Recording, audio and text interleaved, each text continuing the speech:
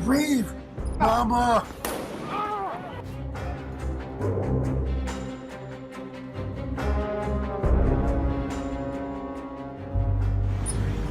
What do you want? I can't breathe. Please, the knee in my neck. I can't breathe shit. 8 minutes and 46 seconds. That's how long a police officer drove his knee into the neck of George Floyd, leaving him dead in the street. Get up and get in the car right. I can't. Get off of his neck. However, those same 8 minutes and 46 seconds turned George Floyd's name into a rallying cry for justice. The fact that you guys aren't checking his pulse and doing compressions if he needs that, you guys are on another level. Oh my God. Floyd's death sparked outrage not just in the U.S., but around the world. Well, we have to watch George Floyd be murdered online and on television again and again and again and again. Protesters took to the streets demanding an end to police brutality and systemic racism. But Floyd's death isn't unique. Police brutality has plagued black communities across the U.S. for decades, and the deaths of black men and women at the hands of police has activists saying enough is enough, and widespread reform is needed to change how law enforcement operates. Floyd was arrested in Minneapolis on May 25th for trying to spend counterfeit money, and 4 officers arrived on the scene. Bystanders were able to film the entire incident, and in the video, former officer Derek Chauvin is filmed pushing his knee into Floyd's neck, pinning him onto the street. Throughout the video, you can hear and watch Floyd struggle under Chauvin's knee, saying, "I can't breathe." I cannot breathe. You just a grown, you're a tough guy. Soon, Floyd stops struggling and lays on the ground, still and silent. The video is haunting and leaves an impression on the viewers that's hard to shake. I think that when people saw that videotape of Floyd having an officer resting his full body on Floyd's neck, and then also knowing that there were 2 other officers pressing their bodies into Floyd, hearing him plead for his life, hearing him say, "I can't breathe," and then hearing George Floyd call for his mama. This man was 6'7", in his 40s. That lets you know his level of desperation. For many, the video brings into clear focus just how devastating police brutality can be. I think people would have rather have thought that something else happened, that maybe Mr. Floyd had done something to cause the cops to do what they did. I think when you watch it for 8 minutes and 46 seconds with that former officer with his knee on his neck and him calling out to say that he can't breathe and ultimately calling for his mother, who I found out had passed away, right? I don't think you could get around that. A look at the history of policing throughout Minnesota shows that George Floyd's death, while tragic, is not uncommon, especially in the black community. I stand in solidarity for Isaac Aden, or Isaac Aden, who was killed last summer on July 2nd, 2019 by the police. My brother, his name is Jamar Clark. He was executed 11/15/15 on Plymouth Avenue, North Minneapolis, Minnesota. My son's name was Jeffrey Smith. Jeffrey Smith was killed by 4 St. Paul, Minnesota police officers. I'm Marilyn Hill. I'm here to represent my son, Demetrius Hill, that was killed by a police officer in Westminster on the east side of St. Paul. Since 2000, the state of Minnesota has reported 195 police-involved deaths, 27% of which had black victims, although black people make up just 6.8% of the state's population. The Minneapolis Police Department in particular is known for its use of excessive force. According to figures from the city, police in Minneapolis were found to be 7 times more likely to use force against black people than white people in the past 5 years. But despite these disparities, researchers and analysts say the numbers don't represent a flaw, but shows how the system is designed to function and how effective it is. The system and the policing system is functioning exactly the way it was set up to function, just as other people have been saying for years. And that is to protect whiteness and wealth, and especially just white wealth in general. What it means when you're protecting white wealth is that you're also devaluing Black lives, peoples of color's lives, and you find poor people as a threat. There were 3 white police officers on the body of a Black man for minutes, slowly killing and pushing the life out of him. And that illustrates how brutality is so ingrained in the Minneapolis Police Department, but also how white supremacy is so deeply ingrained in the Minneapolis Police Department. And it's this history that creates the conditions that led to Floyd's death at the hands of 4 police officers. But after so much death, residents are simply unable to continue standing by. And this is fucking America, right? This is Minnesota. Welcome to Minnesota, baby! George is the face of hundreds of murder. But my son's father, Justin Tigan, his murder was a lynching. Okay? His murder was a lynching. They brutally beat him and threw his body in a trash dumpster.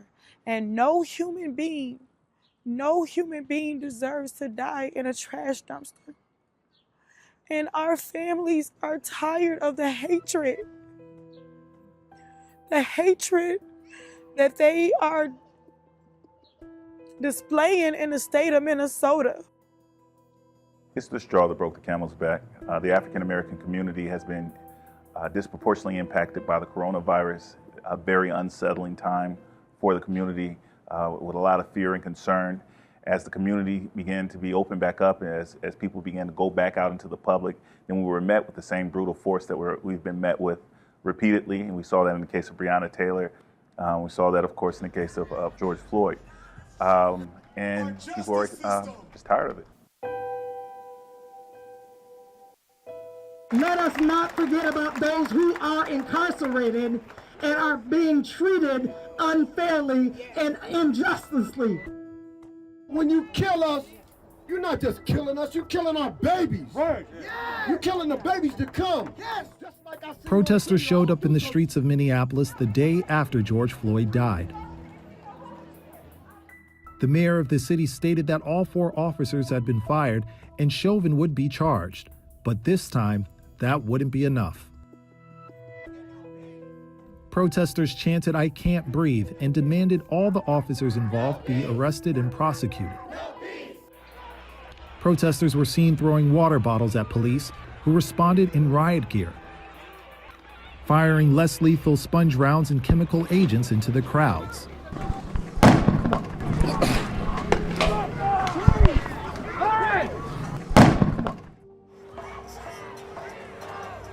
The violence would only escalate throughout the week, as protesters continued to block streets and vandalize buildings.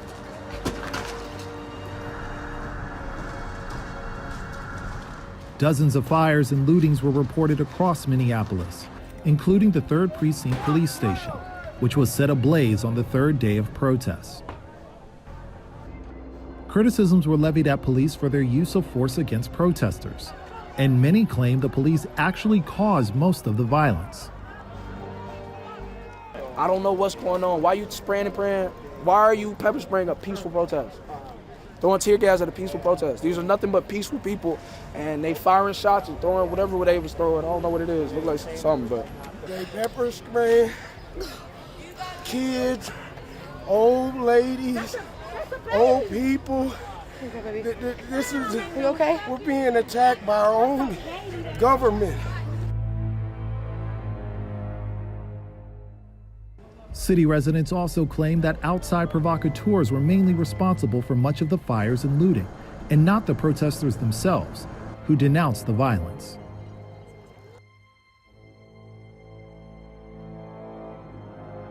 It's taken over the message. The violence by interlopers, people who have come over and began vandalizing things, whose only intent is to cause chaos, is taking away from the very tempered, the very measured, the very responsible demands of the righteous protesters, and it has to be dealt with.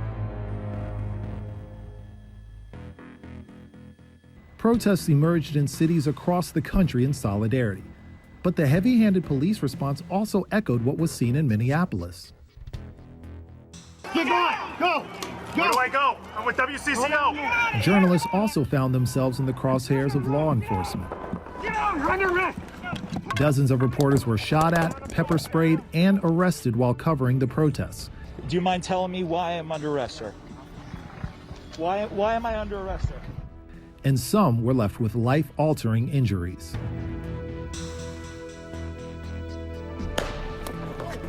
Hey! We're media! They've actually used some of the material from earlier.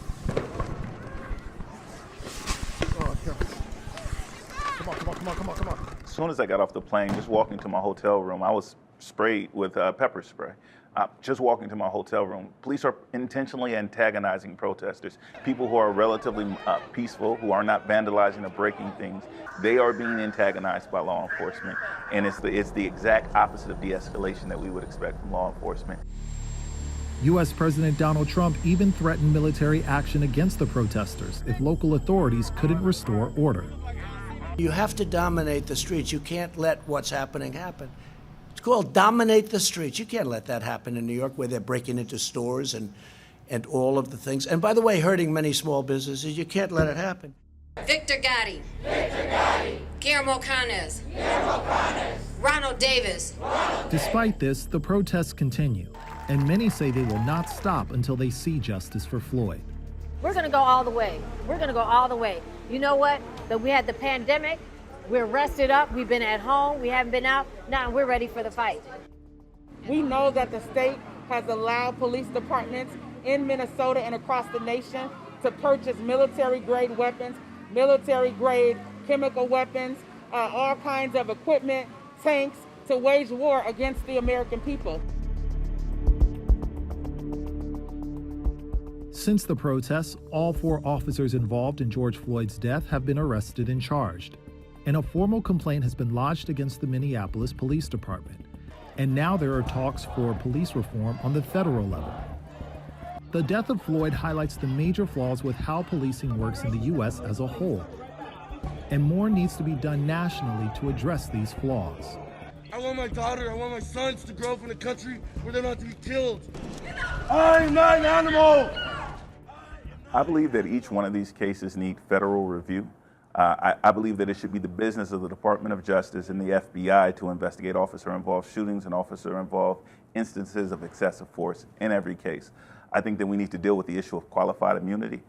Qualified immunity is an additional protection that police officers receive that goes beyond self-defense, that goes beyond the other justifications available to the general public. It provides them a different and almost impenetrable level of cover that they should not be afforded. I don't think police officers should be held to a lower standard than the rest of the public. I believe they should be held to a higher one. Some community members feel the disconnect between police officers and the communities they serve needs to be addressed. 90% of the folks that police here, that are police, don't live in this community. And so we're here in my block, or my neighborhood, with a lovely co-op in the background. So if a police officer lived on this block, and that's where he shopped, and he ran into his neighbors in the places that he shopped, I think that there's a different relationship, and I certainly think that they wouldn't be running around hitting people with billy clubs and put them in chokeholds if they had to face that person each and every day, because that's the community that they live in. Many activists are now calling for police to be defunded altogether and a new system take its place. It's a radical notion, but one that seems to have gotten support after recent events. There are people who 3 weeks ago, if one of us had talked about police abolition being a possibility, they would have said, well, I don't know. And now we're seeing them say, yes, absolutely, it needs to happen. We're seeing that in our neighbors. We're also seeing that in elected officials. I used to be someone who believed that we could reform the system, that you could believe in the right people to do the right things. But when you really do look at the history, it becomes more and more clear that there's no way to fix a system that is functioning the way that it should. Whatever the answer may be, people across the country are demanding one be found soon. Calls for substantial and radical change to address police brutality are growing louder. And protesters say they will continue to march until those in power hear them, not just for George Floyd, but for anyone who's been brutalized by the police. As 4 families that have been brutalized of Minnesota. I have a son because there's so many more lives in danger. If I don't tell the truth, I don't want to see him kill no more of our men. I don't want to give him the chance to kill my son. He has the same name as his dad. I'm doing this for my son. I'm doing it for my cousins. I'm doing it for my brothers.